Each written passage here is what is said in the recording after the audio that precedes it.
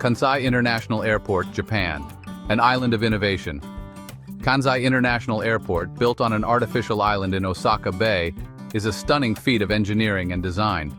Opened in 1994 and designed by Renzo Piano, the airport addresses Japan's land shortage while standing strong against earthquakes and typhoons.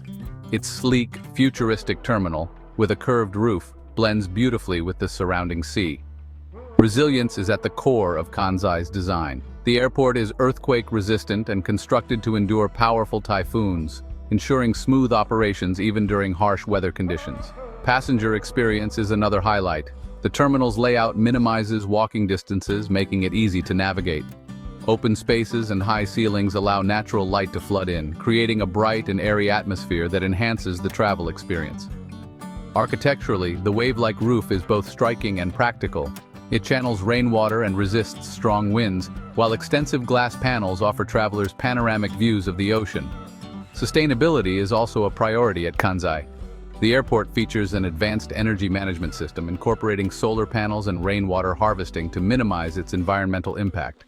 Kansai International Airport is a perfect blend of cutting-edge design, resilience, and sustainability, setting a new standard for airports worldwide.